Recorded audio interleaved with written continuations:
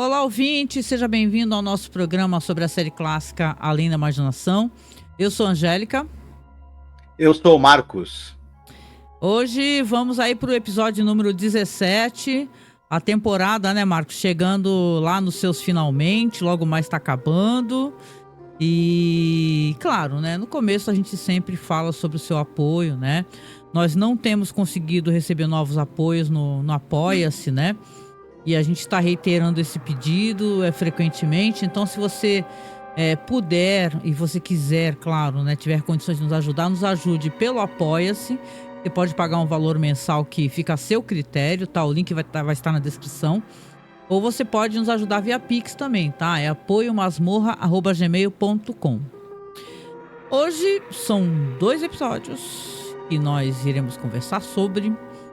Sim.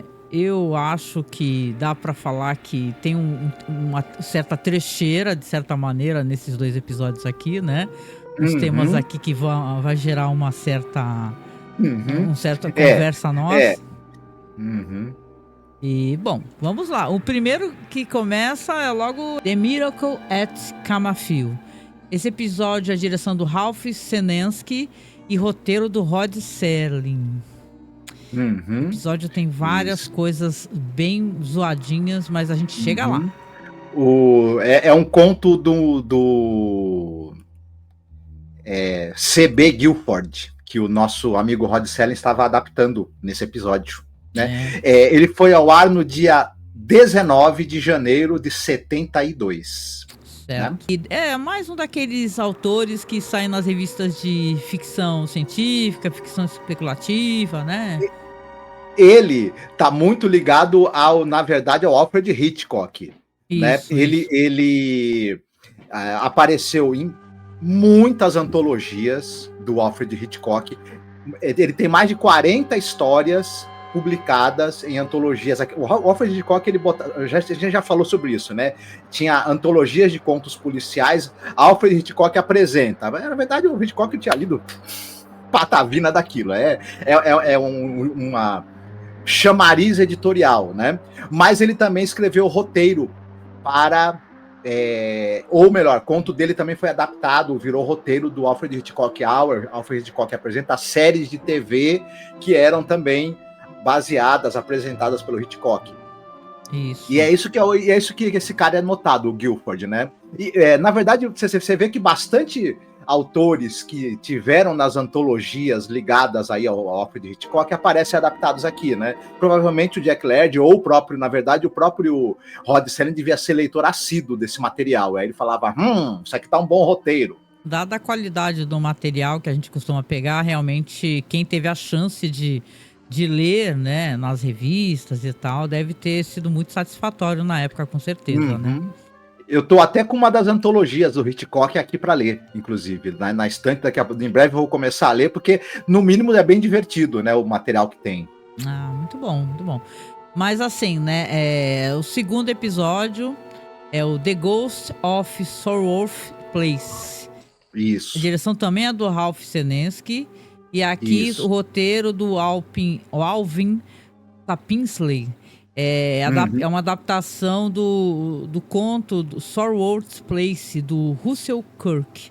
Quando nós formos falar sobre essa segunda adaptação aqui, eu tenho algumas questões que eu gostaria só de falar como curiosidades referentes ao Russell Kirk. Aqui, tá bom? Ah, eu também, inclusive. Mas provavelmente você vai falar o mesmo que eu iria falar, mas aí você fala. É uma figura muito, muito interessante mesmo, né? Chegaremos lá. Interessante. Mas vamos lá, então. Que tu acha de você falar, então, a primeira e eu vou pra segunda? Pode ser? Que aí eu já vou aqui preparando aqui as cenas aqui pro pessoal poder... Quem tá no YouTube, né, gente? Se você tá escutando só o podcast, não esquece de ir no nosso canal do YouTube, né, Marcos? Que aqui a gente coloca a cena, a gente prepara um visual aqui com quadro, né? Tá eu e o Marcos aqui no meio de um quadro, uma moldura. Porque afinal a brincadeira é essa, né? Galeria do Terror. E eu coloco umas ceninhas também pra gente, enquanto a gente vai conversando. Bom, esse nosso primeiro episódio, ele começa num... Eu não sei exatamente se ele é um bar, eu acho que ele, na verdade, é um hotel, e tem aqueles hotéis que embaixo tem um bar com restaurante, não é isso? Algo assim. no México. Exatamente. É uma história que ela começa no México, numa cidadela, né? Bem pequenininha. Isso. Mas é ali num daqueles, né, halls ali que você tem de hotel, né? Onde a pessoa desce para tomar um drink, comer, enfim. Isso. E nós temos ali uma moça chamada Gay Melkor, que é vivida pela Julie Adams. Ela está ali, né, tomando o drink dela direitinho, e tem um sujeito, né, o chamado Charlie Hogan, que é vivido pelo Harry Guardino.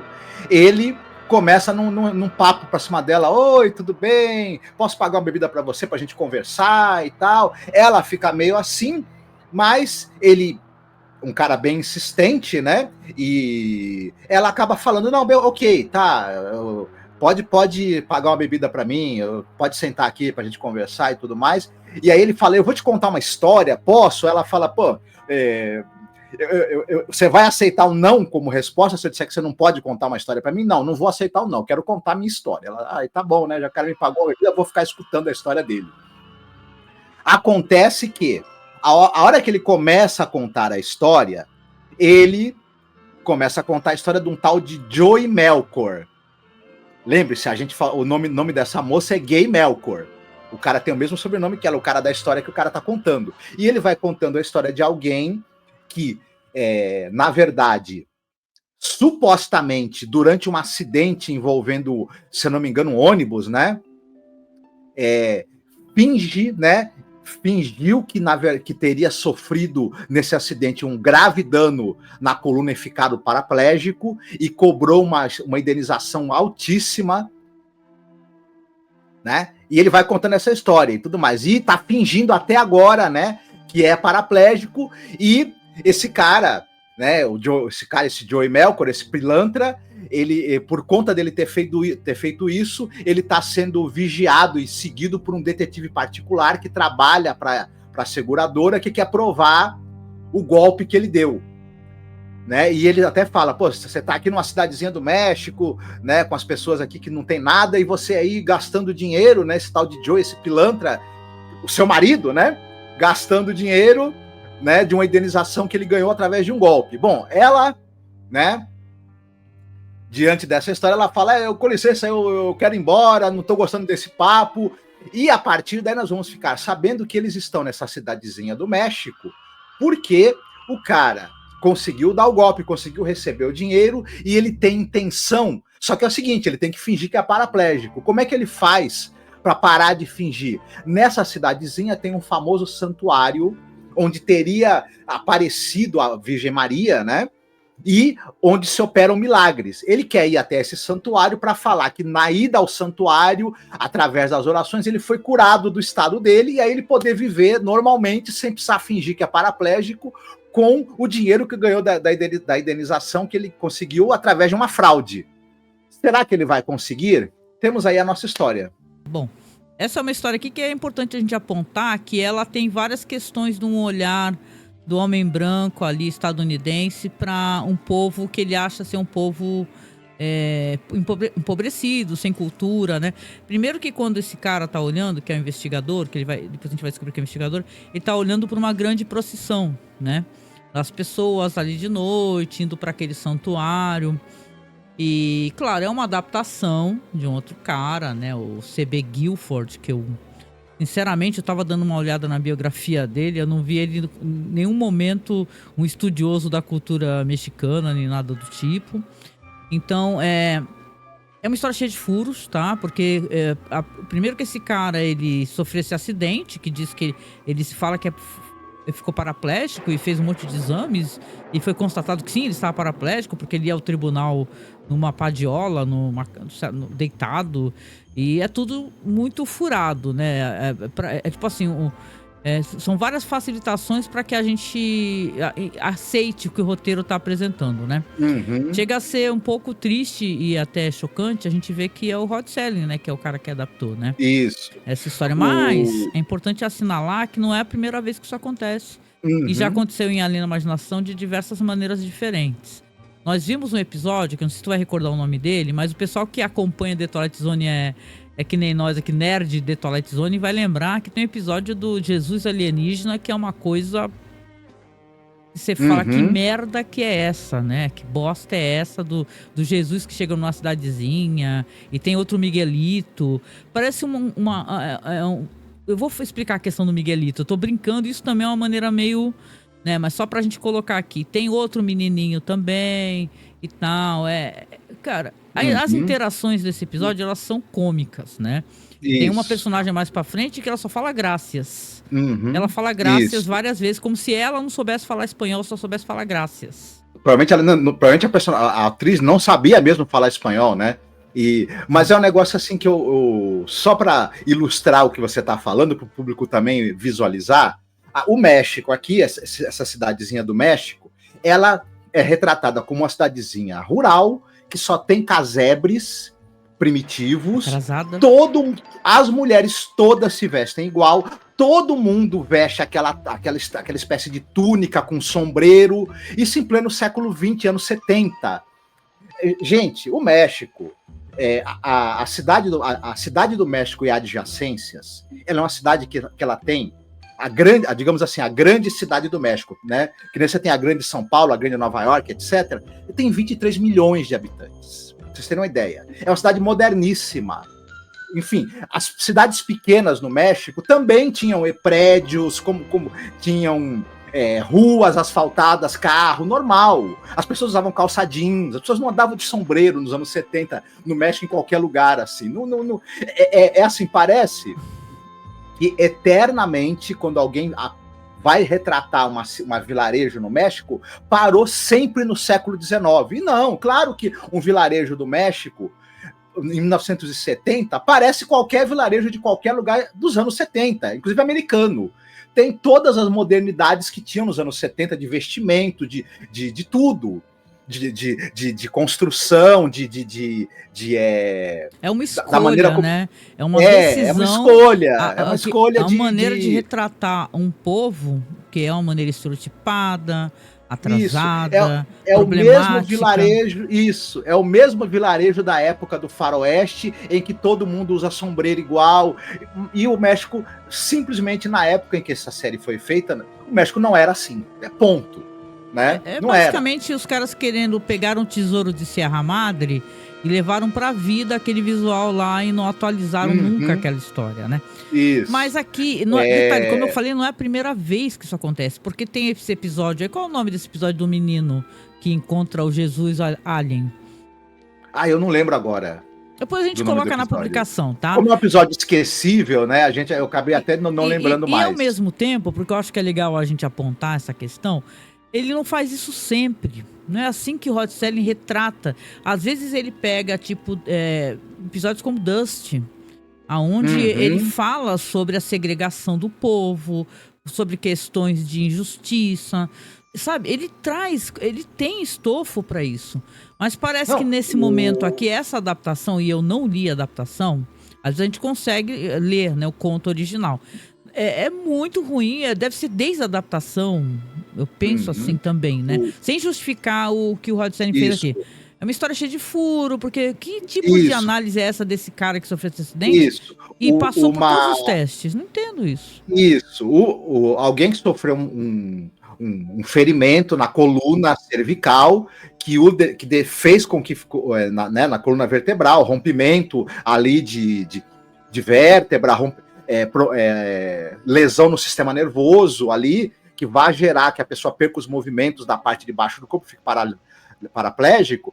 Isso, uma seguradora que vai te pagar uma grana depois de um processo, é claro que precisa de um laudo médico. 500 mil, hein? Em que há uma comprovação, né, de que houve uma lesão na coluna. Você não consegue, num processo judicial, porque, olha, 500 mil, que é o que o cara recebe, na época, isso era uma fortuna, muito dinheiro. Então, é claro, tem essa facilitação. Na verdade, o roteiro quer chegar nesse determinado ponto, onde a gente vai falar onde é que chega, e aí, para chegar aí, ele usa todas as facilitações possíveis e imagináveis. Não, ele quer do espectador a suspensão de descrença. Isso é importante para que se você levar isso em consideração e tirar toda essa questão estereotipada que a gente gosta de problematizar porque é meio idiota, isso é desnecessário. Vindo de uma pessoa que a gente admira profundamente, que já retratou os povos de maneira justa, entendeu? Digna, e me parece estranho, né? Parece uma incoerência, né? Mas aqui nessa história, como É, você levantou, é isso, é uma história que ela tem eu acho que ela tem um clima no ar, ela quer ser no ar. Ela tem fora que tem uma femme fatale, de certa maneira, uma mulher misteriosa. Ela tem um Uhum, clima no ar no México. E isso daí eu acho isso. um ponto positivo. Você pegar uma Uhum. história em uma outra região e você vai ter essa mulher misteriosa, esse homem que vai interpelá-la e tal. Então, nesse ponto é interessante até. Uhum, sim. Tem uma coisa você tem aí algumas das, digamos assim, da fórmula, né, do filme noir. Embora esse aqui vá por um outro caminho. A gente vai vendo o desenvolvimento dele. Se fosse um filme noir, terminaria em morte, em tiro, enfim. É, típico É do, um do, do- noir religioso? Será que tem essa Isso, categoria? profundamente religioso, enfim. Mas chegaremos lá, né? Você quer que eu fale um pouco do elenco e da direção? Fala assim. Por favor, pode falar. O diretor, o Ralph Senensky, ele, pelo que eu saiba, ele está vivo. Ele tem 102 anos de idade. Meu Olha que Deus, coisa ele é mais interessante, velho que a né? minha mãe, porque a minha mãe tá pra fazer 100 anos, olha só. É 2 anos mais Uhum. velho que a minha mãe.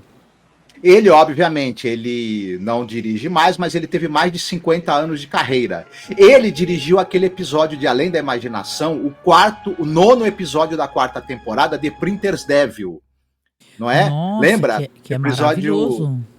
que É tem o com Bugs tem um Meredith, Burgess né? Meredith numa história demoníaca, entendeu? Muito boa Uhum. mesmo. É The Printer's Devil, né? Que é um cara de uma editora, né? De jornal e tal. É muito boa, muito boa. Isso.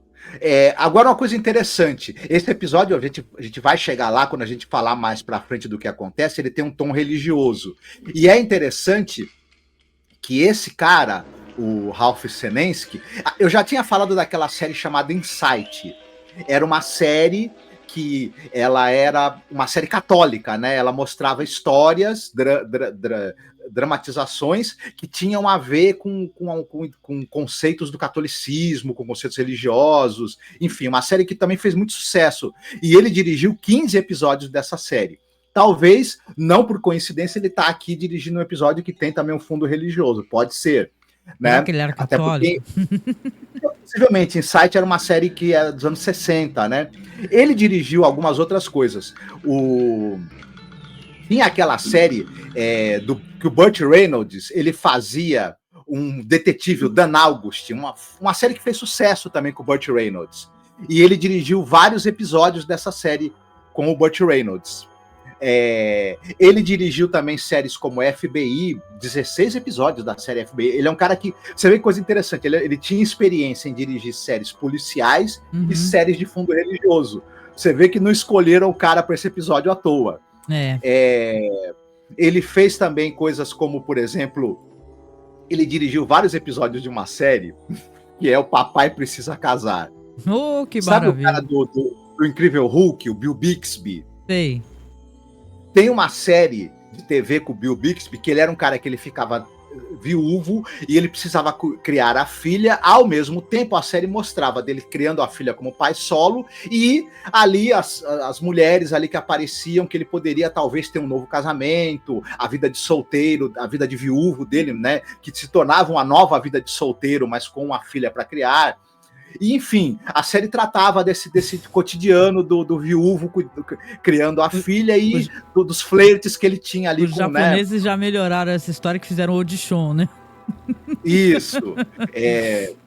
Mas, enfim, ele também dirigiu muitos episódios dessa série com o Bill Bixby. Ele dirigiu alguns episódios da série Star Trek, da série original. Uhum. Enfim, é um cara com muita experiência, né? Podemos dizer que ele é um cara que ele fez bastante coisa interessante. Mas aqui, sinceramente, para mim, ele faz uma direção meio burocrática. Eu não vejo nada Não, ela achei que ia ser demais engraçada. Alguns closes aqui e algumas questões. É muito caricato, eu acho que que bom que você tá falando do elenco, que depois você vai terminar de contar a história, que é uma caricatura de um povo, e eu tenho a impressão que é quase como se o cara quisesse contar uma história de Aparecida, por exemplo, sabe? Dentro que tudo bem, somos povos latinos, né, religiosos e tal, mas é porque a santa apareceu, né, uma história muito parecida, né? E tal, a santa apareceu lá e é uma Nossa Senhora, né? Como é aqui também, né? Uhum. Sim, sim. É interessante. Você quer que eu fale um pouquinho do elenco? Por favor, fala aí, fica à vontade. Certo. A gente já falou que a moça, a gay, ela é interpelada por esse cara que, na verdade, ele é um investigador da firma de seguros que pagou o seguro pro marido golpista dela. Esse cara, esse investigador, ele é vivido pelo Harry Guardino. O Harry Guardino, muita gente vai lembrar dele, talvez por alguns. Ele fez alguns filmes muito famosos, viu? Sabe O Rei dos Reis? Aquele filme do Nicholas Ray, que é A Vida de Jesus? Ele fez o Barrabás nesse filme. Tem até aquela famosa cena que Barrabás é libertado e Jesus é condenado. Nossa, eu lembro desse filme. Eu sou de família católica, né? Aí a gente assistia, falava, esse Barrabás malvado, e olha só, né? E isso, tratava ele era o como... Harry Guardino. Mas tem a história do Barrabás, teve um filme sobre Barrabás depois também. Isso. Né? Mas o Rei dos Reis passava todo ano, né? No final de ano na Globo, né? Sim. Durante muito tempo, né? O pessoal se cansou de ver esse filme. E aí, ele também tem o Dirty Harry. Lembra do personagem do Clint Eastwood? Uhum. Ele faz o Tenente Bresler em 2 filmes do Dirty Harry. O Perseguidor Implacável e o Sem Medo da Morte. Ele também participa do filme Punhos de Aço, do Clint Eastwood, que é aquele cara, aquela lutador, caminhoneiro, tinha um macaco. Vocês vão lembrar. Muita gente adora esse filme, eu nem assisti. Isso, são 2 filmes, é o Punhos de Aço e Doido para Brigar, Louco para Amar. Não sei, se eu revesse esses filmes hoje, o que eu pensaria? Na época que eu era criança, eu gostei, hoje eu acho que eu acharia uma bomba, provavelmente. Mas ele também trabalhou muito em teledramas, inclusive Playhouse 90. Olha, e ele tá Playhouse. Nos anos 50 e 60, esse cara ele tava em filmes famosos, viu? Ele, por exemplo, ele tá nos filmes do Os Bravos Morrem de Pé, que é um filme do Lewis Milestone com o Gregory Peck, um filme de guerra famoso. O Lewis Milestone, aquele cara que dirigiu Nada de Novo no Front, um grande diretor de filmes de guerra, inglês, né? Já falamos que ele foi o Barrabás, né? Ele tá num filme do Don Siegel, aquele filme O Inferno é para os Heróis, outro filme de guerra que tem o Steve McQueen. Uhum. Ele tá no filme também policial Os Impiedosos, do Don Siegel. Ou seja, nos anos 50 e 60, esse cara, o Harry Guardino, ele tava aí escalado em filmes famosos e importantes, com diretores também importantes, tanto ali dos anos 50, quanto diretores da nova Hollywood, como o Don Siegel, por exemplo. Agora, a grande estrela, talvez, desse episódio é a Julie Adams, que é a esposa do golpista aqui, né? O pessoal vai lembrar dela, primeiro lugar, ela é a Kay, do Monstro da Lagoa Negra, né? Quem assistiu ao filme, famoso filme de terror B, que tem aquela famosa maquiagem ali e do Monstro da Lagoa Negra. Foi feita por uma mulher, viu? Só pra constar, porque às vezes as pessoas apagam, né? E tal. E a roupa todinha foi elaborada por uma mulher. Isso. A que criou o traje, né, pro monstro era uma mulher. E ela faz a mocinha do filme, né? A Julie Adams, ela faz a Kay Lawrence. Todo mundo vai lembrar dela no filme. Enfim, é muito legal. Só que a Julie Adams, nos anos 50, ela tava com tudo e não tava prosa. Por quê? Ela é uma grande estrela de filmes, tanto filmes de noir, quanto filmes aí de faroeste. Ela tá no famoso E o Sangue Semeou a Terra, um filme com James Stewart, né? Dirigido pelo Anthony Mann, um dos mais importantes faroestes dos anos 50. Ela tá lá, coadjuvante com o James Stewart. Também com o Tyrone Power, ela faz um filme que passou muito na TV brasileira, que é O Aventureiro do Mississippi. Filme do Rodolfo Maté, de 53, Uhum. filme que passou muito na TV. Já falamos aí, o filme do Jack Arnold, que é o Monstro da Lagoa Negra. Ela... Aí depois, nos anos 50 e 60, ela vai aparecer muito em séries de TV que são policial, séries de TV de policial e de western. Eu não vou citar todas porque ela tá em tudo que é série de TV de western e policial. Ela trabalhou muito, essa mulher. Ela é uma estrela, né? Eu vou falar que eu acho que a atuação dela é uma das melhores coisas do episódio. Assim. Sim, ela é uma atriz muito boa. O James Stewart, aquele grande astro de Hollywood, era comum esses astros depois ganharem um show deles na televisão. O James Stewart tinha o Jimmy Stewart Show, em que era uma comédia de costumes ali, e ela fazia a esposa dele, né, no show. Porque eles trabalharam juntos algumas vezes também no cinema em filmes importantes, como eu já citei aqui. Então, quando foram fazer a série de TV com o James Stewart, chamaram ela para contracenar com ele. Eles tinham uma química muito boa junto os dois. Ela também está em séries como Kolchak, por exemplo. Uhum. Mais recentemente, ela está em séries como Lost, CSI New York. Ela está na adaptação para TV dos 6 personagens à procura de um autor, aquele famosa peça do Luigi Pirandello, ganhou uma adaptação para TV dirigida por aquele ator, o Stacy Kitt. Talvez vocês lembrem dele de Deadwood, né, por exemplo. Sim, e tem episódio de Twilight Zone, né? Isso, exatamente. E o Stacy Kitt, aí é o grande ator, o Stacy Kitt, ele tá como diretor também. Enfim, ela tem uma carreira muito longa, uma carreira que ela fez filmes e séries muito importantes, e ela é a grande estrela desse episódio, com certeza. O marido pilantra dela, também vale a pena a gente falar um pouquinho dele, que é o Ray Danton. O Ray Danton, ele começa a carreira dele dirigindo filmes de terror e B. Olha, aí sim. Ele dirigiu um filme de vampiro, que é o Death Master, filme conhecido de vampiro. Ele dirigiu o filme Psycho Killer, também outro filme B, que tem a Julie Adams, acabamos de falar dela, ela tá no filme Psycho Killer. Ele dirigiu 25 episódios daquela série de TV Quincy MD. Lembra a série do Jack Klugman, que ele é um legista e que foi precursora do CSI? Sim. Ele, né, tá lá dirigindo. Ele também foi ator, por exemplo, em Faroeste dos anos 50. Ele e a Julie Adams, olha só, eles estão no famoso filme Hienas Humanas. Caraca, que títulos nacionais maravilhosos. Hienas Humanas. Passou na TV esse filme. Ele tá no Fora da Lei também, outro filme com Jack Arnold.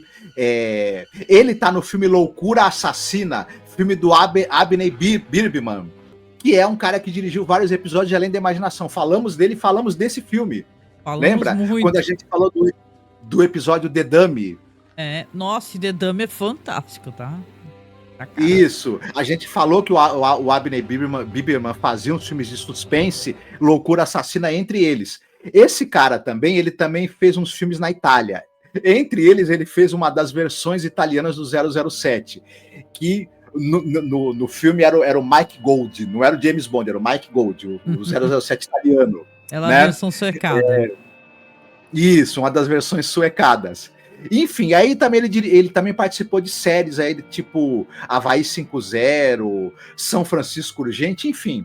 Um cara que é curioso porque ele era ator, mas também dirigiu uns filmes B de terror aí que ficaram famosos depois. Legal, ele tá mega canastra no episódio, tá divertido. Ele é meio canastra mesmo, né?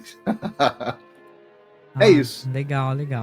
Então eu vou sugerir que você conclua aqui, que aí a gente dá nossas considerações aqui para poder falar do final, etc, né? Uhum.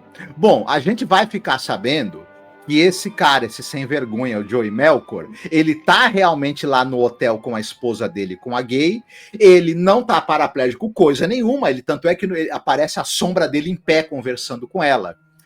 A gay, ela tá tendo os crises de consciência por conta de que ela sabe que eles estão dando um golpe e tudo mais.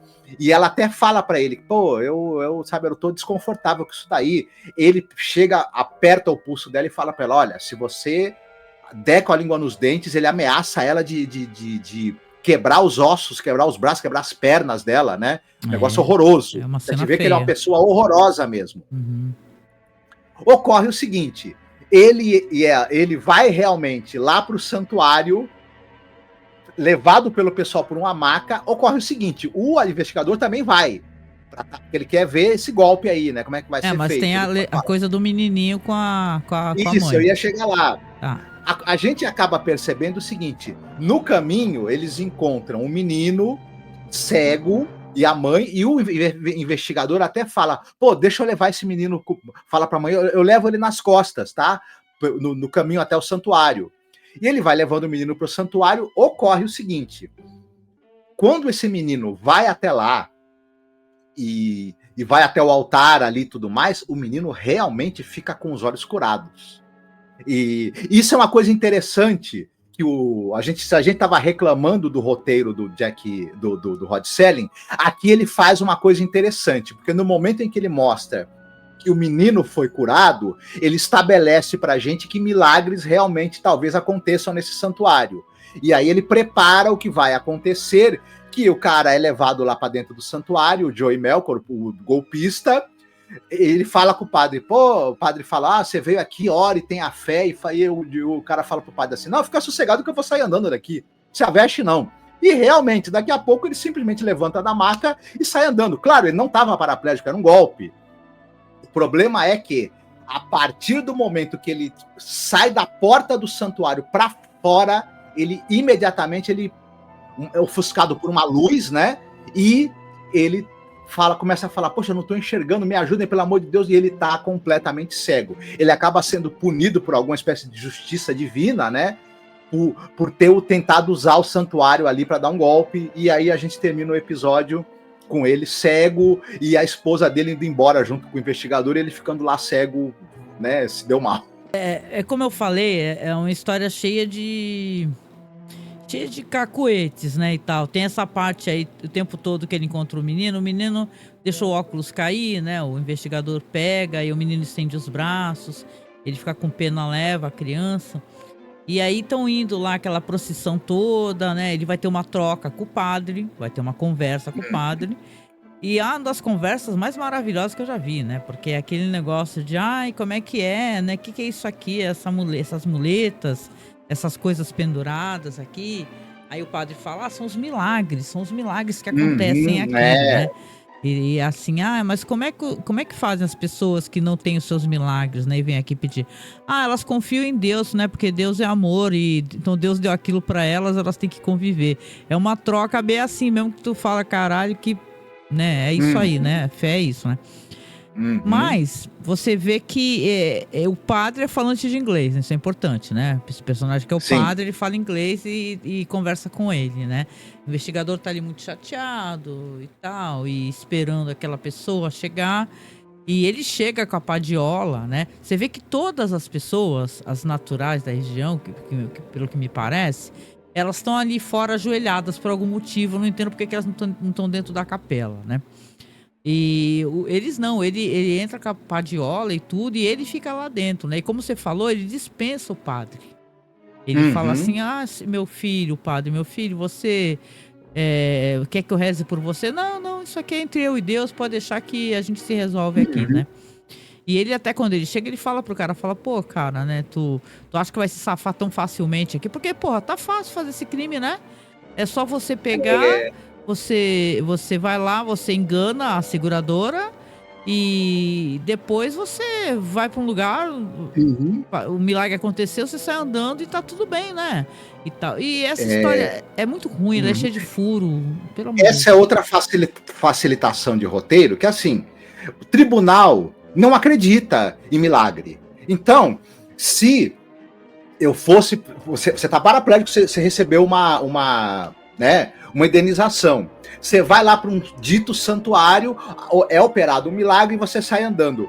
Quando a seguradora soubesse disso, ela ia saber porque o investigador da seguradora foi atrás do cara, é claro que ela ia apresentar no tribunal uma ação para o cara ter que devolver o dinheiro e ser acusado de fraude. E o tribunal, obviamente, ia acatar essa ação, porque o tribunal não acredita em milagre. Não adianta você chegar num tribunal e querer usar milagre como argumento. Eles vão falar, não, amigo, não tem, se tu saiu andando, foi golpe, não vamos acreditar, não tem essa. né? A E é Igreja outra. Católica Mas, usa a ciência para validar os milagres, né, e tal, né? sim, mas isso é uma coisa que, claro, né? Enfim, só quem é realmente religioso leva a sério isso. Um tribunal não vai. Então a gente sabe que não. Mas é mais uma facilitação. Assim, como você falou, a suspensão de descrença da gente tem que estar no topo, né? Mas quando eu acho que quando o episódio oferece algo muito legal, a gente até aceita usar nossa suspensão de descrença quando a gente recebe um pagamento de um drama muito bacana, um clímax muito incrível, ou um plot twist muito bom. Que nesse episódio aqui, meio que a gente já, quando a gente vê que acontecem milagres ali, a gente já na hora pensa, bom, o cara vai entrar lá, ele vai ser punido, vai acontecer alguma coisa ruim com ele, ele vai se ferrar. A gente já sabe isso. Ou a gente deduz que ele vai ficar paraplégico de verdade ou que ele vai acontecer alguma outra coisa, no caso ele ficar cego. Até que eu diria que foi uma boa solução. Mas esse episódio não dá pra gente nenhuma grande recompensa, não é algo tão sensacional para, digamos, compensar a suspensão de descrença que a gente tem que ter em cima de certas coisas que ele coloca, né? Mas até o personagem também, apesar da atriz estar muito bem, eu gosto muito do trabalho dela. Convenhamos, o personagem dela, esse personagem que é assim, ela tá com essa crise de consciência ali, mas tá vivendo lá no México com o cara, com o dinheiro do cara. É aquelas coisas que você sabe, você fica meio assim. O episódio meio que isenta ela da responsabilidade dela estar ajudando um golpista. E ao contrário, dá a entender que ela faz um flerte com o investigador, que no final... Bom, tu já contou o final, né? E no final, que aí existe uma troca, então, uma troca divina, onde o menino vai recuperar a visão, o padre vai lá, beija o menino, que felicidade, todos comemoram. E aí o cara, quando o padre volta pra dentro da igreja, e o cara já tá de pé, todo feliz, botando a padiola lá encostada no cantinho do milagre e saindo, e quando ele sai vem aquele flash de luz, né? Fica tudo branco. E ele perde a visão, né? E tal. Então, eu lembro que quando nós assistimos aquela maravilhosa minissérie, né? Do Flanagan, lembra? Aquela lá dos milagres, lá, Missa da Meia-Noite. Ela aborda muito bem o quanto uma cidade, ela pode voltar a ser centro turístico. A gente sabe que isso é possível, porque isso acontece aqui no Brasil pra caramba, onde existem possibilidades de milagres, né?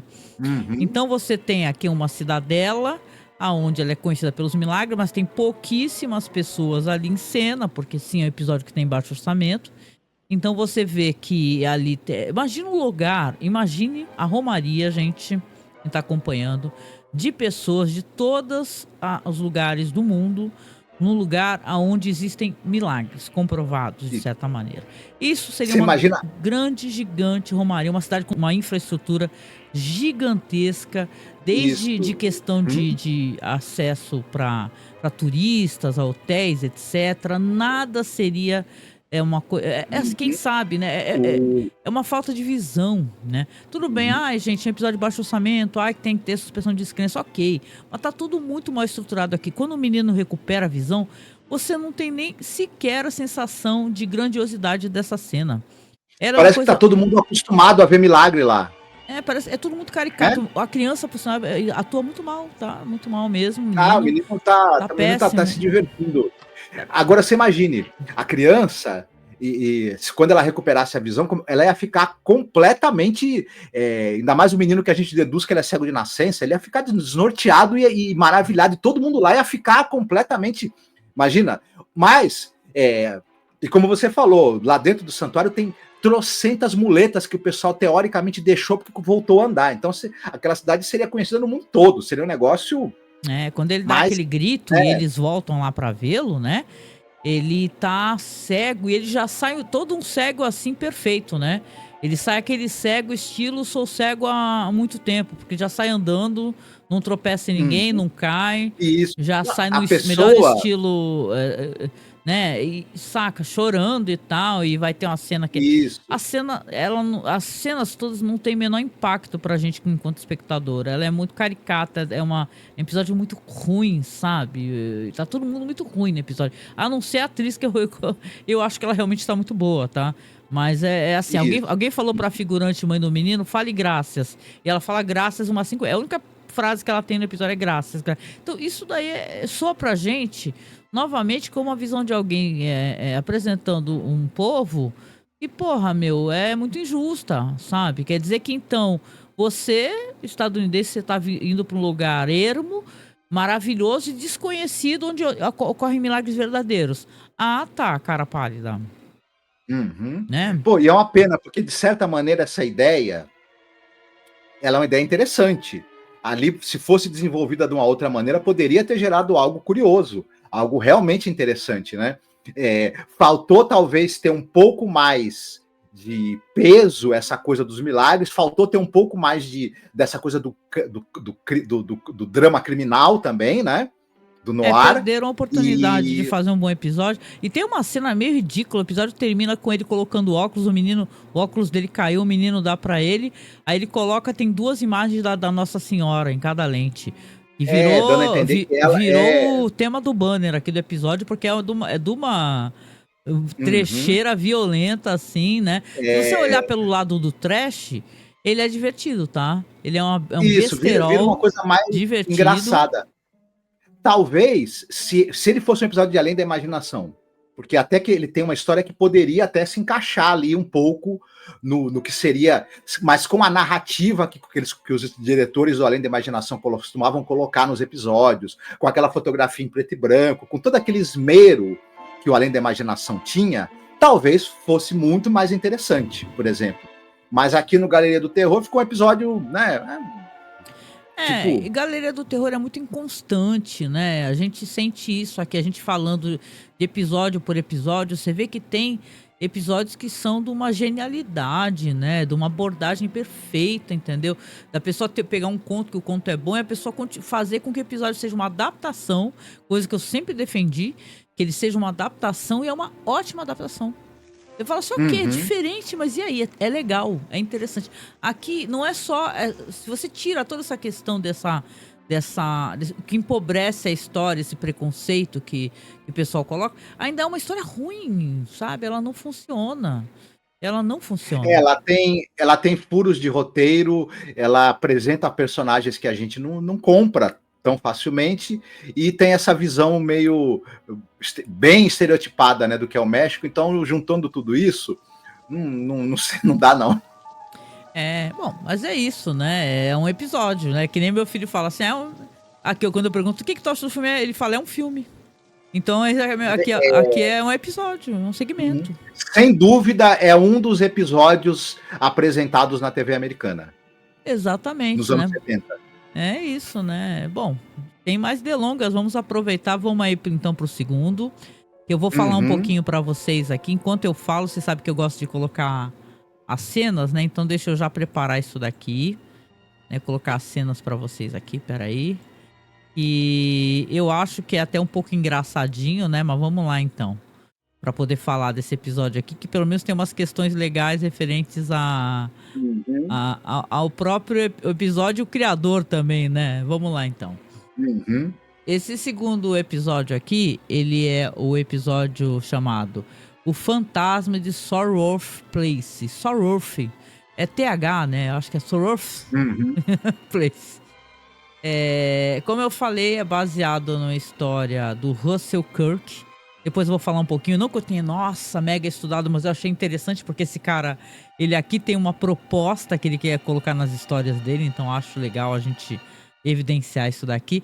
E se o primeiro episódio ele tem problemas relacionados a questões de andamento, eu acho que esse daqui ele quer construir uma história que realmente seja consistente, né? Ele tem uma trama ali que ele se dá o trabalho de apresentar para o espectador, né? Aqui a gente vai ter aqui um personagem que é aqui diz que é um americano de meia idade chamado Ralph Burke. interpretado pelo Richard Keeley. Ele, aparentemente, ele tá ali fazendo caminhada e tal, tá aproveitando ali um longo feriado, só que ele fica perdido no meio da floresta, sabe? E aí ele vê a placa lá de direção e, não, meu Deus, tá caída no chão, ele não sabe onde tá. Só que ele vai caminhando, ele vê um casarão. Aí ele fala assim, nossa, que sorte um casarão, né? Ele não fala nada, mas é o que eu tô falando. Aí ele chega lá no casarão, um casarão mega chique, né? Aparentemente muito bem cuidado. E vai lá, vai bater na porta do casarão, né? Porque ele precisa de direções, né? Ele tá perdido, ele não sabe onde está. Quando ele chega lá, ele é atendido por uma governanta um tanto quanto antipática, né? É a senhora Ducker, interpretada pela Mavis Neal Parker. Ela atende a porta e ela meio que dá pra perceber que ela quer meio que se livrar do cara, né, e tal. Só que enquanto ela tá ali falando, a dona da casa vai chegando por trás, né.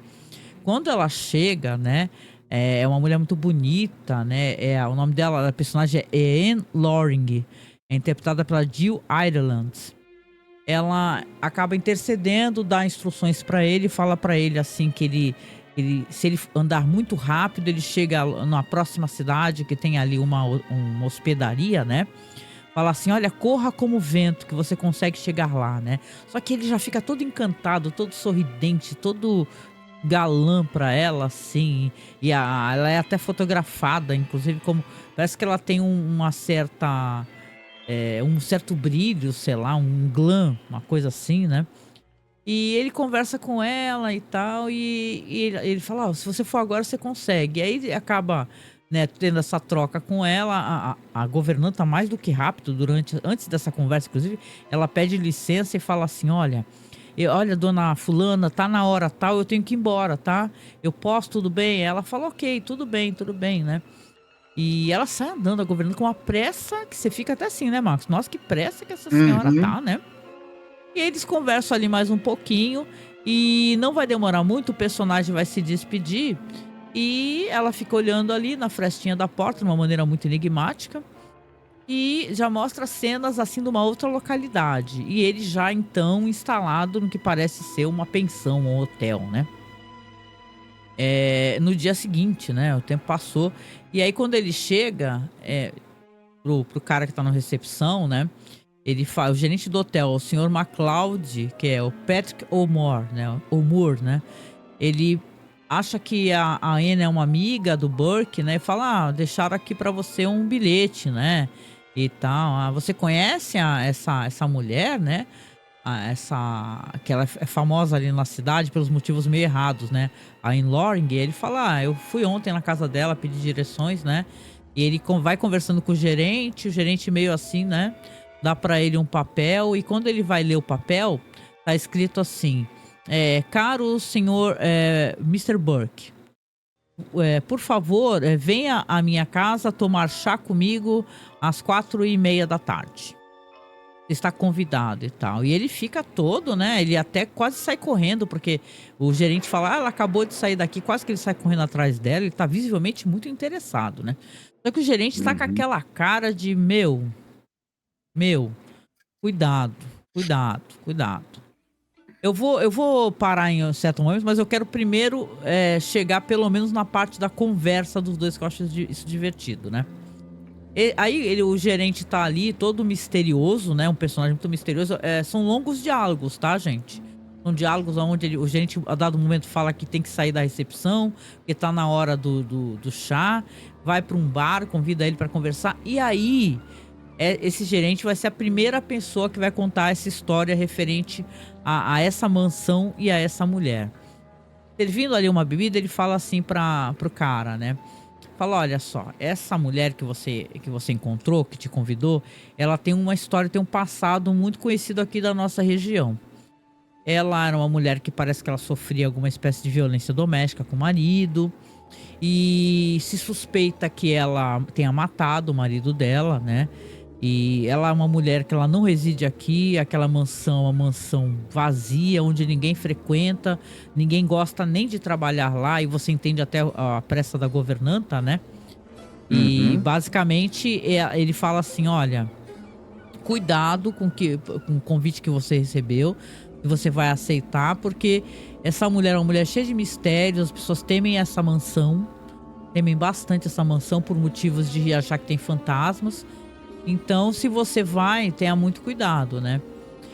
É claro que o nosso personagem aqui, ele não tá nem aí pro que esse cara falou, por quê? Porque ele parece que está muito apaixonado, né? O Ralph Burke, né? Então você já vai ter nas próximas cenas, ele indo visitar essa mulher, ele vai pro chá, ele vai lá, realmente aceita o convite, e começa a conversar com ela, ter longos diálogos e tal com ela. Ela é uma mulher muito atraente, né? Ele tá muito fascinado. Mas conforme ele vai conversando com ela, ele vê que a governanta, aliás, ela aparece pra dar tchau de novo, toda desesperada pra ir embora, né? Ela sempre fala, olha, eu vou embora, porque você sabe como é que é meu marido, né? O marido deve viver preocupado. A desculpa Ela dela sempre é sempre essa. coisa. Ela fala assim, nossa, meu marido tá me esperando, só que ela tá, na verdade, ela demonstra medo, né?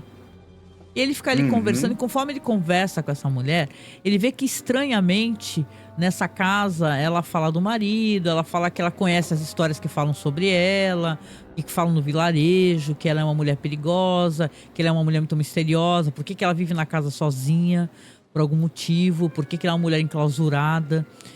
E ele tá ali flertando com ela, enquanto isso, as janelas começam a bater, né? A janela vai e se abre com vento forte, né? E ele se oferece para fechar a janela. Quando ele fecha a janela, ele vê ao longe um homem parado do lado de uma árvore. E ele fala, what the fuck? Mas ele tá parado estranhamente ao lado dessa árvore. Então ele esfrega o olho assim, olha de novo e fala, pera, tem uma pessoa parada ali. Só que ele olha de novo, não tem ninguém parado ali, né? Então, eu vou deixar aqui nesse ponto pra gente falar um pouco sobre a questão de elenco. O diretor, tu já falou, né, que é o mesmo diretor. Porque tem questões aqui que vai pro lado da trecheira e é muito divertido. Apesar deste autor aqui ser um cara muito sério, né? É realmente um estudioso de uma certa... É um saudosista de uma certa elegância masculina que ele defendia, né? Mas vamos lá, então. Você quer falar um pouquinho? Aí eu interrompo as cenas aqui e a gente... pega esse momento para poder falar então sobre elenco, etc. O diretor, como você já falou, é o mesmo do episódio anterior. O roteirista, ele é o Alvin Sapinsley. Já falamos desse cara, porque ele já escreveu outros episódios. Ele escreveu 6 segmentos aqui do Galeria do Terror. Entre eles, aquele terrível segmento The Hand of Borgus Vimis. Lembra? Nossa, sim. Meu Deus. Sim. Então, ele escreveu aquele episódio lá, bem, que tem um roteiro bem marromeno, né? E, enfim, mas já falamos dele. Falando do elenco, aliás, como você falou, né? Esse roteiro do Alvin Sapinsley, ele é baseado em um conto do Russell Kirk. Quer falar desse autor? Bora lá. Vou falar um pouquinho, então, sobre o autor. Porque tem uma coisa interessante relacionada a esse cara, né? Que ele tem até um blog que eu tava lendo aqui, The Imaginative Conservative. Devo estar pronunciando totalmente errado o nome. Conservador Imaginativo. Tá, ok. É o Conservador Imaginativo. Aqui tem um texto dele que eu posso deixar na publicação para quem quiser dar uma olhada. Claro que tá em inglês, né? Cavalheiros Literários de Russell Kirk. Aqui é interessante porque esse cara, ele tem uma espécie de coisa com a ficção gótica. Mas não somente a ficção gótica, como ele gosta de ficar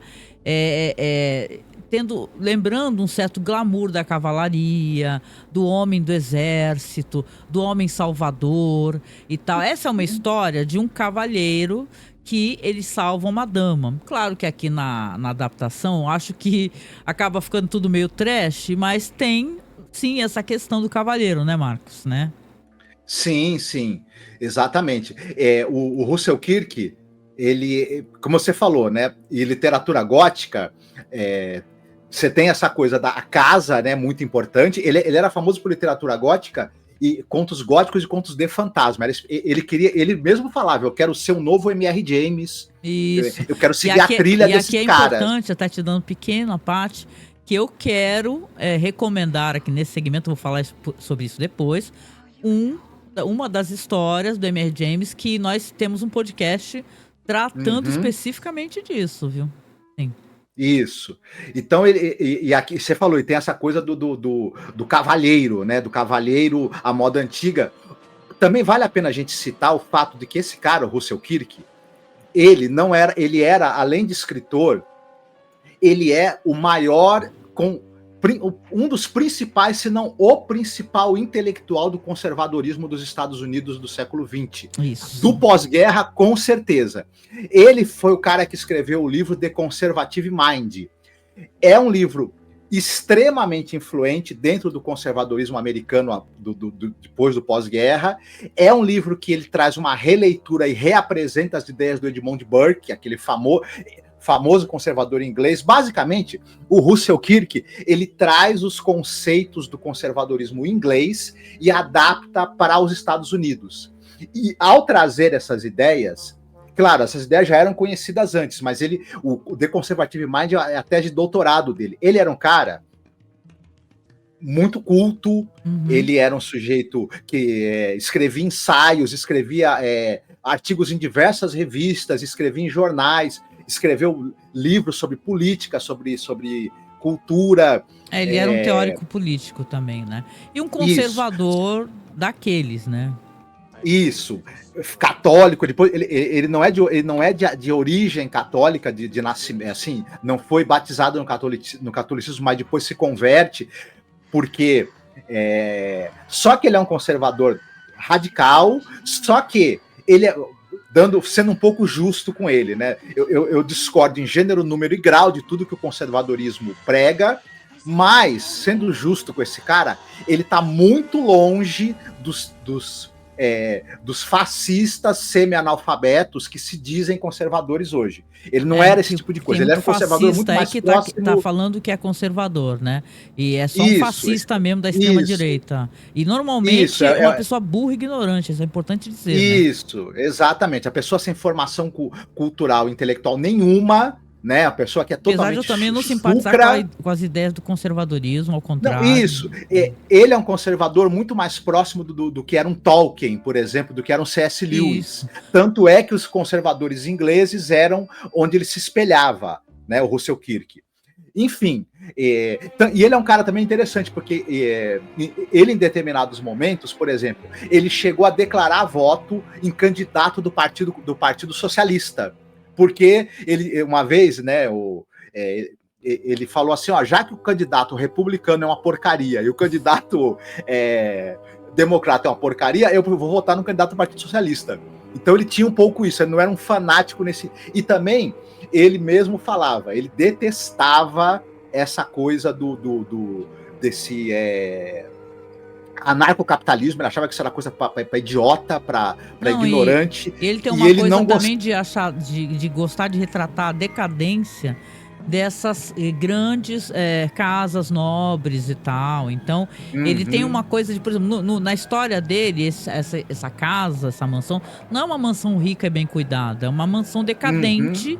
Essa mulher é uma mulher decadente também, entendeu? Então ele é um saudosista de outras épocas. Essa é a impressão que eu fiquei lendo sobre ele. Que eles têm saudade daquela coisa do cavalheirismo, do homem. Não cavalheirismo não somente, mas o cara mesmo que foi pra guerra, entendeu? E voltou e é um grande cavalheiro, entendeu?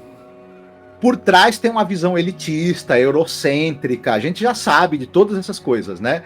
Mas só para as pessoas, né, não confundirem o Russell Kirk e as pessoas que têm essa postura do conservadorismo mais tradicional, como o dele, com essa aberração, tipo trumpismo e bolsonarismo que tá por aí, que se diz conservadora, mas na verdade é o mais rasteiro neofascismo que você possa imaginar. Sim, né? Então, enfim. Exatamente, muito bom. E eu queria até, lendo aqui esse texto muito legal aqui que eu tô lendo desse site, que com certeza é de gente conservadora, mas acredite se quiser, e dá para ter texto bom de gente analisando um cara dentro dessa questão. Ele fala assim, por exemplo, a questão do cenário que ele coloca, olha lá, abre aspas, desafiando um tênue charme antigo que perfuma seu nome, Sorworth hoje é uma cidadezinha suja e sombria, poluída pela mina de carvão desde que a mina foi perfurada, e uma mancha de horríveis casas de trabalhadores industriais começou a se espalhar por ela. A cidade apodreceu, prestes a apodrecer ainda mais. A mina de carvão que movimenta sua economia está quase exaurida. Quando ela falhar, as últimas aparências da comunidade cairão com ela. A decadência está escrita até mesmo nas pedras em ruínas da antiga casa senhorial, Thorwald's Place, recentemente despojada de suas terras, servos e da maioria de seus móveis, habitadas apenas pela viúva solitária. A casa ainda está de pé, mas apenas por um momento. E então, como estalajadeiro de bem profetiza, a tortura e a ruína virão. Então você vê que devem ser textos muito interessantes de alguém que gosta de falar sobre essa questão gótica, do fantasma, do cavaleiro que chega para salvar uma dama. Aqui no episódio, isso é interessante porque chega a ser muito divertido.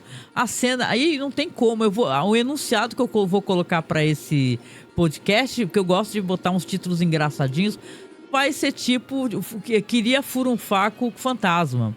Porque é hilário. Agora, eu me pergunto, sinceramente, eu lamento profundamente não ter lido o conto, que eu tenho absoluta certeza que não tem essa questão sexual no conto. Mas alguém que subverter toda essa questão de cavalheirismo e tal, e fez uma parada trash muito louca, mas eu vou chegar lá, né, na hora que eu for falar sobre o final. Ai, meu Deus. Você quer que eu fale do elenco? Por favor, fala assim, porque o elenco aqui deve ser no mínimo interessante, né? O garboso cavalheiro que vai tentar salvar a viúva, né, que está sendo assediada ali por forças sobrenaturais na casa, ele é vivido pelo ator Richard Keeley. E vocês talvez lembrem dele, do piloto do Galeria do Terror. Um dos episódios era aquele do nazista que estava escondido aqui na América do Sul. Sim. Escape, Rota de Fuga, lembra? É legal esse episódio, sim. Ele era o cara que fazia o nazista, só que ele tava com uma maquiagem para ter uma cicatriz na cara, lembra? Uma coisa assim. Olha, legal, tá reconhecível. Mas era o Richard Keeley que estava vivendo esse papel. Ele é um cara que ele nos anos 50 fez alguns filmes importantes. Ligado ali ao filme noir também. Ele do Eduard Dmytryk, aquele diretor importante, ele fez o Volúpia de Matar, 8 Homens de Ferro, né? Ele trabalhou com o Samuel Fuller no filme do Anjo do Mal, também no Sementes da Violência, do Richard Brooks, dramas criminais, como vocês devem estar imaginando, dramas criminais dos anos 50, filmes noir, né? Já nos anos 60, 50, ele participa de teledramas também, Playhouse 90 e outros. Ele também participa de séries, né, de suspense. Ele participa de filmes religiosos também, até hoje. Até hoje não, até perto de quando ele faleceu, ele participou de filmes religiosos. Uma hora ele foi Pedro num filme, no outro ele foi Lucas, enfim.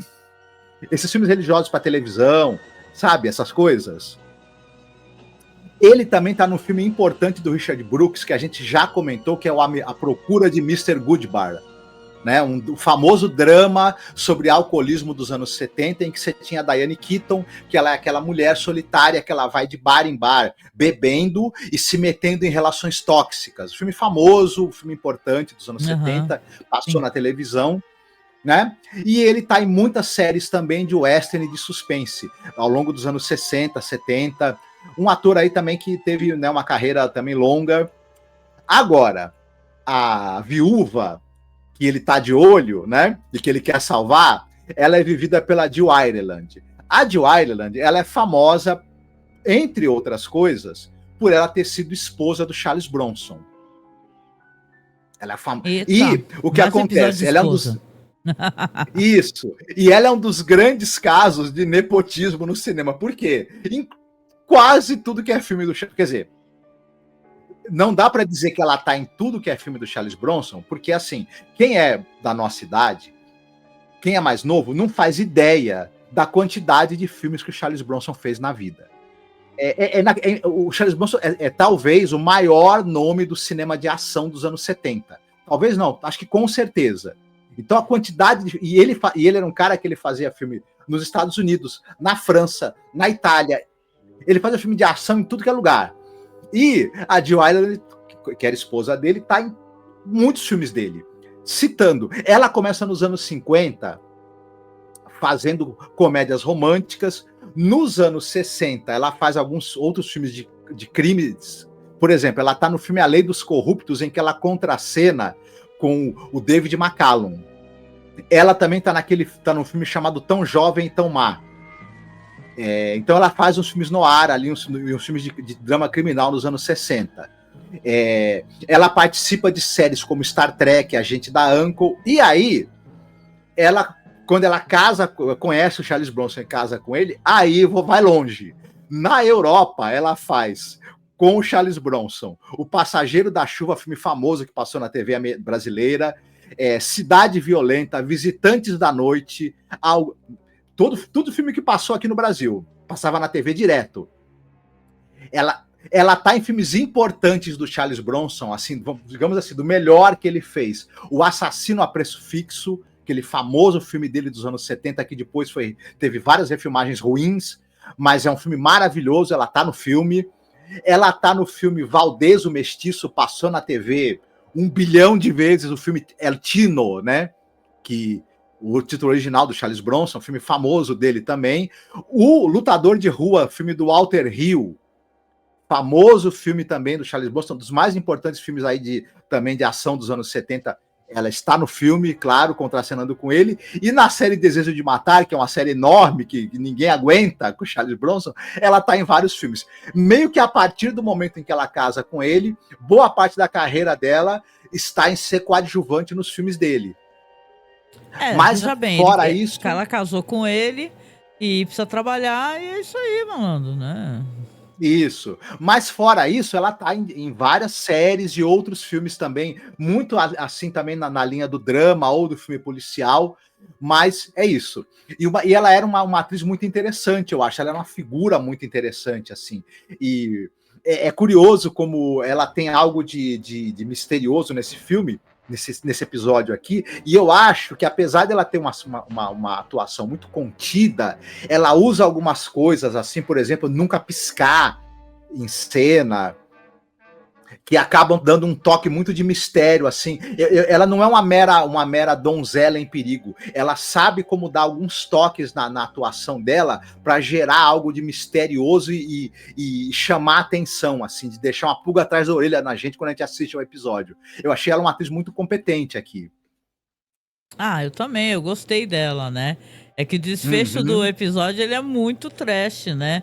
Mas daquela treche, assim, trecho no sentido que eu quero dizer que basicamente você tem uma história aonde, bom, vou continuar, vamos fazer assim, eu vou finalizar, eu tenho mais coisa pra falar? Mais atores e atrizes, você quer comentar?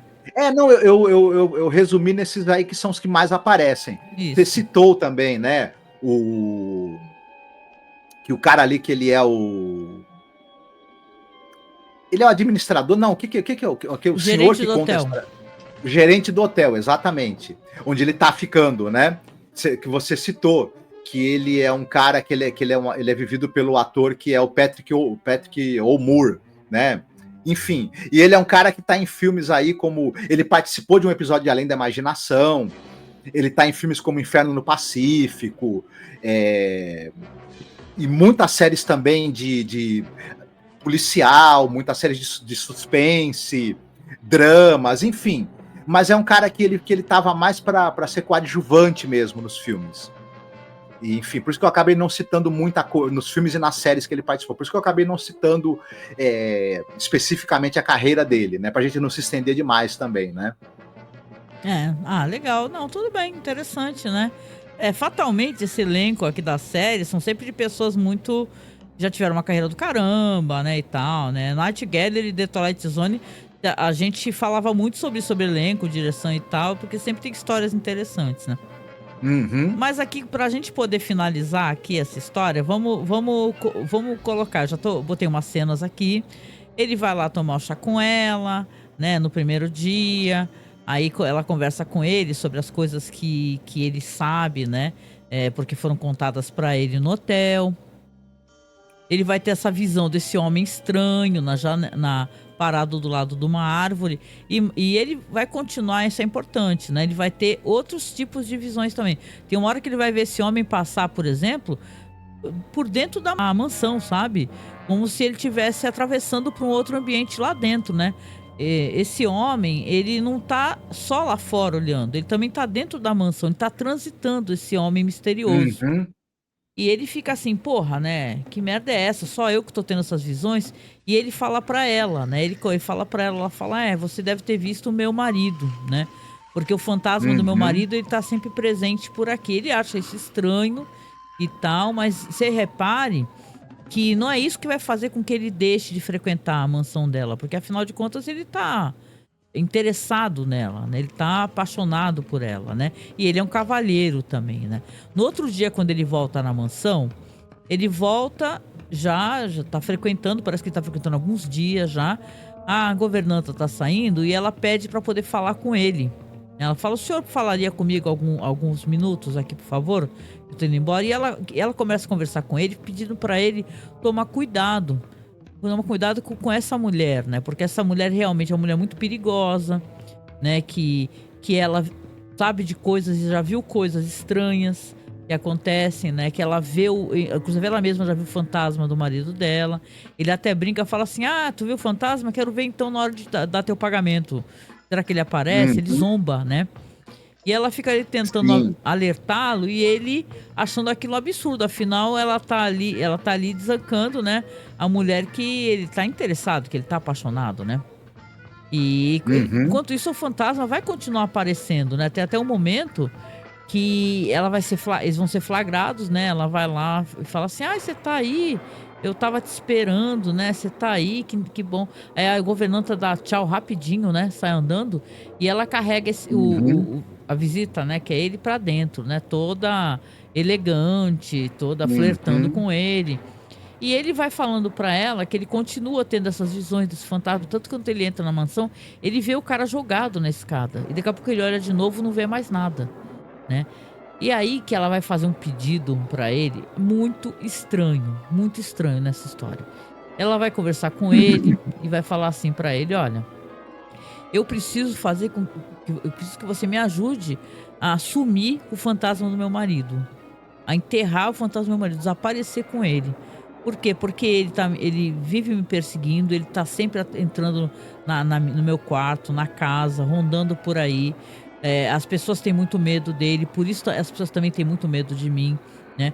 As janelas vão batendo, né, e tal, enquanto eles estão conversando. E você vê que ele tá propenso a aceitar, né? Tanto que tem um momento que ela vai falando com ele abraça, né?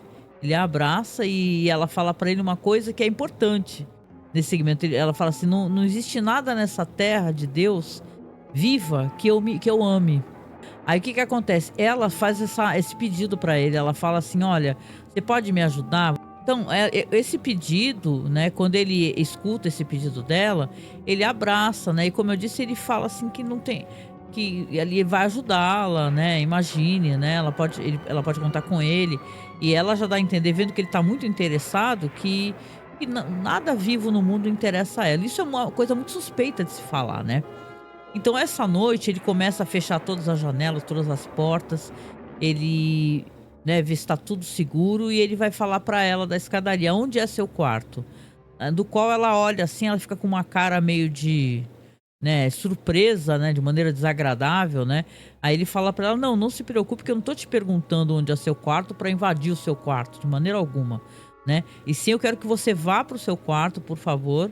Aí ela até fala: "Você vai ficar montando guarda na minha porta?" Ele falou: Não é capaz de eu dormir, eu vou ficar acordado a noite inteira aqui rondando pela casa e vamos, se esse fantasma aparecer, nós vamos afastá-lo, eu vou acabar com esse fantasma."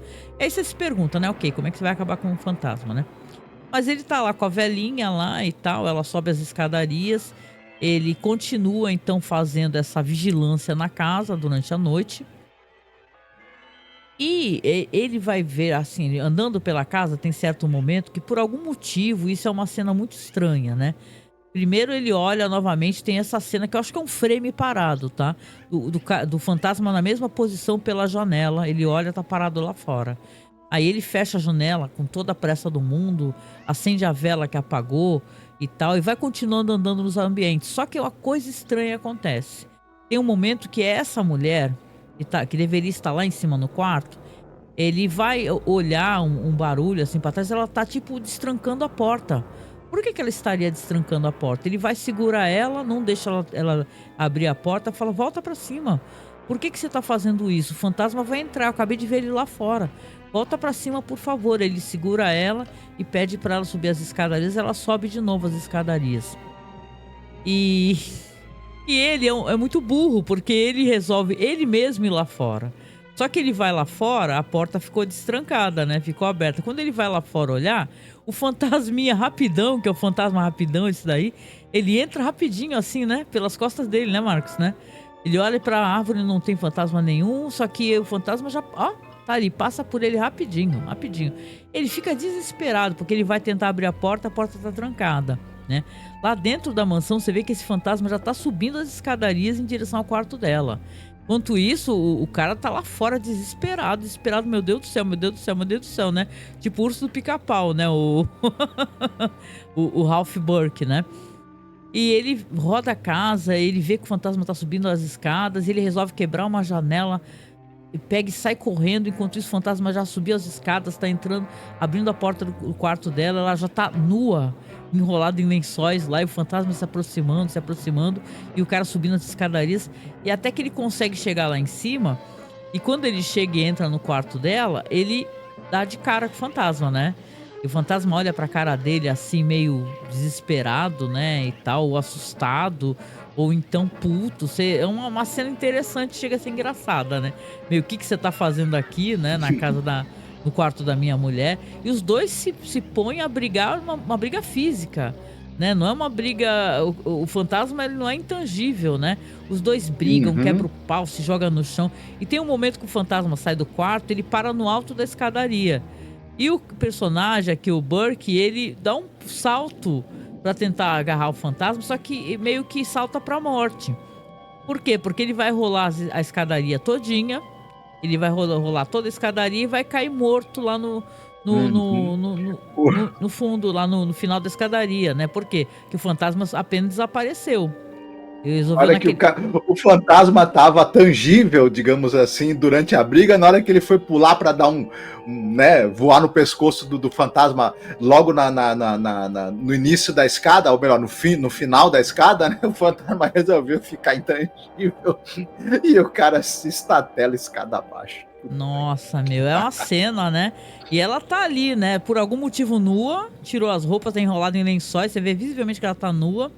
O cara morreu, só que passa alguns minutos, você vê que o cara vai aparecer na soleira da porta. Não o fantasma, que era o marido dela, e sim o próprio Ralph Burke. E aí ela percebe que, na verdade, não é mais o Ralph Burke, é o fantasma dele. Enquanto o relógio bate ali a 0 hora, né, à meia-noite, você vê que alguma coisa aconteceu e o fantasma dele subiu as escadarias. Quando ele sobe e começa a conversar com ela da soleira da porta do quarto, e ela vê que que na verdade já é o fantasma, ela sorri, né? E convida pra ele, vem aqui, né? E ele olha pra ela, não posso, só daqui a 1 ano. Porque aí você vê, né? Porque ela falava que o marido tinha falecido fazia 1 ano e aparecia lá toda noite, estava infernizando ela. Nesse momento a gente achou até ele meio parecido com o Jeffrey Combs, né? O ator, né? Esse personagem aqui. Mas ele fala assim, com aquele ar assim, não, só daqui a 1 ano. Ela fecha a cara, né? Fala, porra, mais 1 ano de seca, né? Ou seja, mais 1 ano aqui. A mulher só quer transar com o fantasma, bicho. O lance dela é transar com o fantasma. Ela fala, quando ela tava conversando, que ela teve só 1 noite com o marido, de lua de mel, pra poder fazer a confirmação do casamento.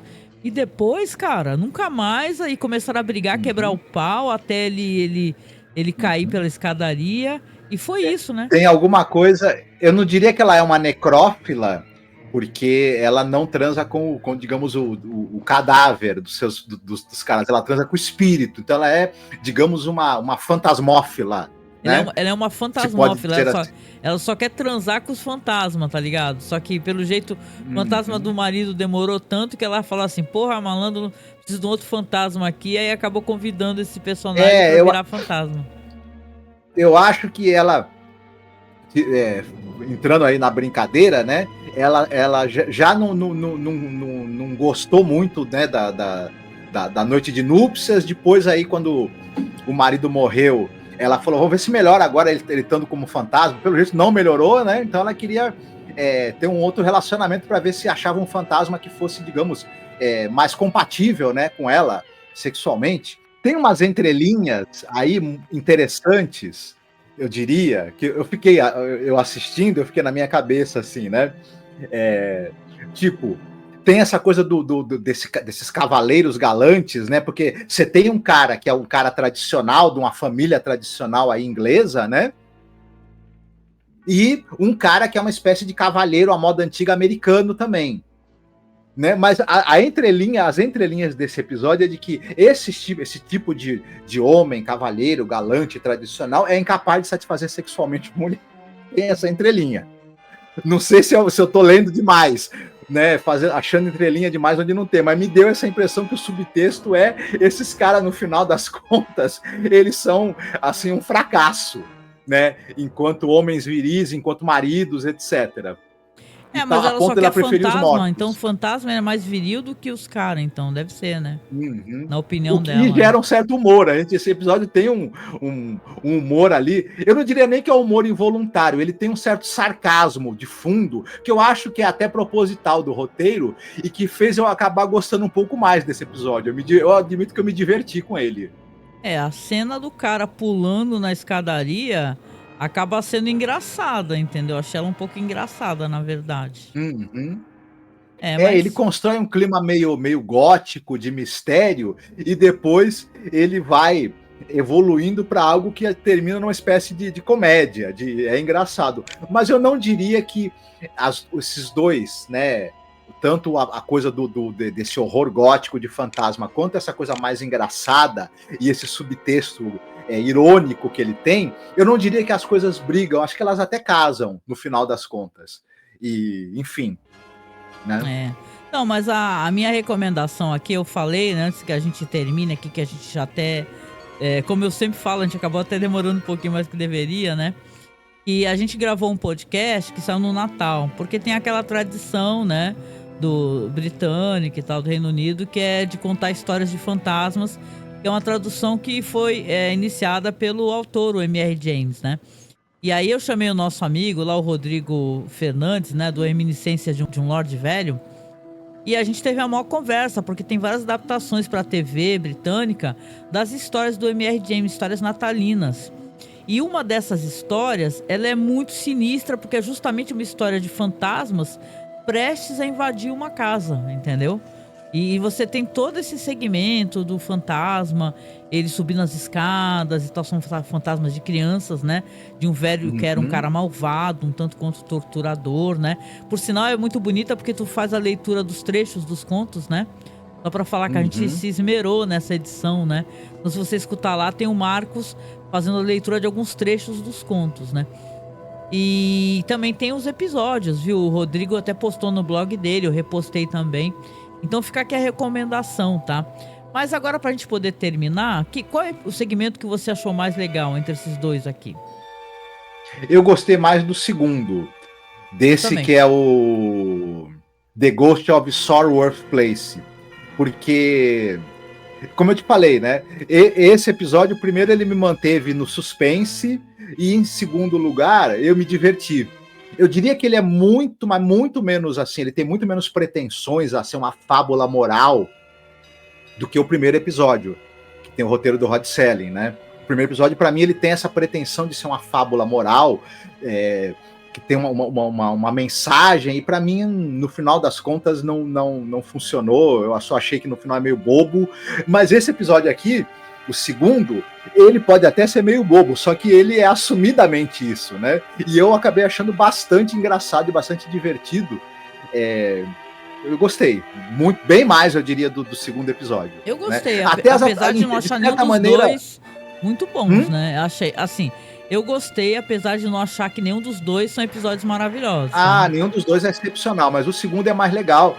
E tem umas atuações, eu acho mais interessante. Por incrível que pareça, apesar dos atores do primeiro episódio estarem se esforçando para dar um peso dramático para os seus personagens, eu achei mais interessante a atuação dos dois personagens principais desse episódio aqui.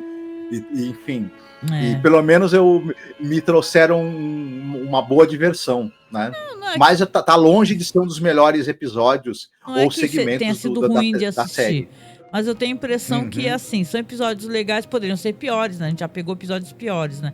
Mas o primeiro, que infelizmente é o segmento do Rod Serling, o roteiro dele é bem... Pelo amor de Deus, você fica... Que horror, né? E em termos de direção e narrativa, é meio burocrático. É o que você espera de um episódio de TV, de uma série, não tem nenhuma grande sacada em termos de narrativa. Assim, é aquela coisa feita direitinho, mas que não tem nada que chame muita atenção, infelizmente, né? É isso, né? Então, acho que a gente chegou aqui, né, no final do nosso programa.